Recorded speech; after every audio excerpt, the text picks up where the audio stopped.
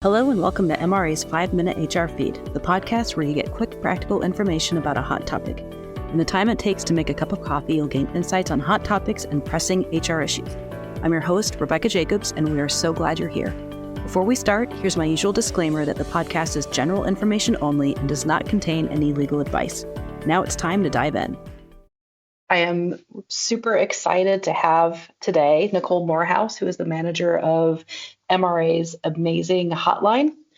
And since we get a lot of FMLA questions on the hotline, thought that we would bring Nicole on and talk to her about what are the, let's say, 2 or 3 most frequently asked FMLA questions that we get on that hotline. So, Nicole, I will just jump right into it and just ask you to give us some input on what are the questions that you see the most on the hotline about FMLA? Hi, Rebecca. Thanks for the nice intro. Yeah, you would think FMLA, with its legacy, right? Last year, I think FMLA celebrated its 30th anniversary. So why does such an old law perplex our members and our callers so much? But it is definitely the number one reason we get calls. And the questions that I came up with are frequently our most asked questions. They might be surprising. They're not real twister, unique, tricky, nuances or anything like that. They're kind of major elements of FMLA. The first scenario, I guess, or question is, we believe our employees abusing FMLA. And sometimes the caller, either the caller or leadership, they want to, explore termination for abusing FMLA.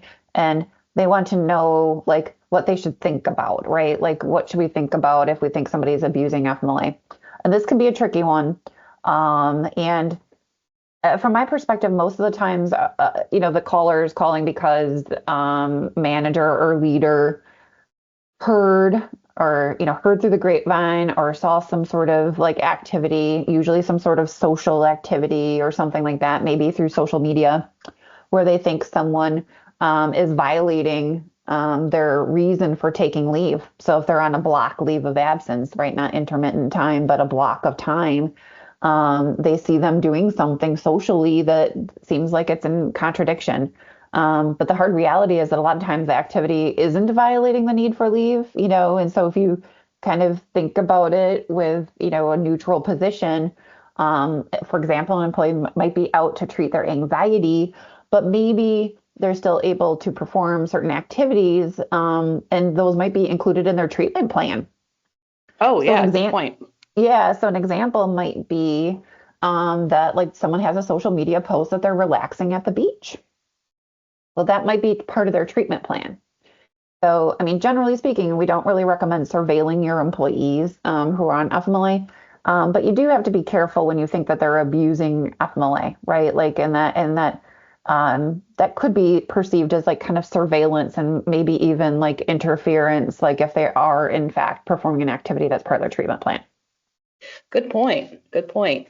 Now, do you usually get questions, or do you see as one of the other frequently asked questions about employees who finish their FMLA leave and they're not ready to come back to work? Yeah, for sure.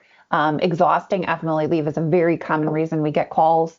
Once FMLA ends, it's wise to go through an interactive process to see if perhaps there is an obligation or a reason to proceed with the interactive process under the Americans with Disabilities Act, the ADA, to see if a leave as an accommodation is perhaps warranted. This doesn't mean that you're going to have to let the employee take the whole year off. Not be reasonable, necessarily. But if the employee needs a short time to recover sufficiently, perhaps it will be reasonable. The interactive process helps the employer and employee look at solutions to make returning to work possible. The exploratory process can sometimes be highly successful. And when you do it correctly, the employee is happy, they're engaged, they're feeling supported. They feel like you want them to come back to work, which is important. And perhaps they'll be more inclined to return to work sooner than later. If the employee, if the employer presses and is real rigid and not collaborative, the opposite can happen. A win-win situation is the goal. Yeah. Absolutely. And I can see that a huge benefit to having the hotline advisor work with you is that they can point you in the right direction for this is the different paperwork you need between FMLA and ADA, and really helping that HR professional kind of uh, navigate that situation. Oh, yeah, Um, exactly right. Yep. so we just have another maybe half minute left, but any other questions that come to mind as being frequently asked by our hotline callers? Yeah, real quickly, we do get sometimes where we're asked about, employees that uh, don't have sufficient or incomplete certifications. A certification that's missing one or more entries is deemed incomplete. You can ask for completion. Being consistent in your practice is important. A certification that's insufficient, that'll be when it's vague, unclear, or there's, some element of non-responsiveness or something like that. You can ask for sufficient information. Make sure you're consistent again, and documentation. Make sure to use that designation notice. The designation notice has a lot of key things to communicate to employees, such as the need for a complete or sufficient certification. It also, communicates the approval or denial of leave. So, but I think it's often not looked at in terms of making sure to get a sufficient or a complete certification and communicating that that's necessary at this time.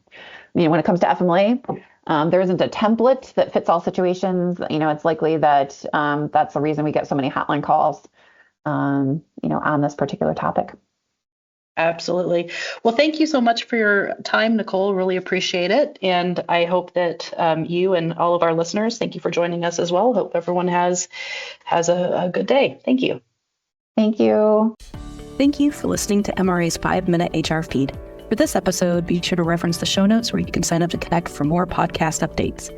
If you have questions, you can connect with MRA's hotline team by emailing info.now@mranet.org or calling 866-474-6854. Check out other MRA episodes on your favorite podcast platform, such as MRA's 30-Minute Thrive. And as always, make sure to follow so you don't miss out.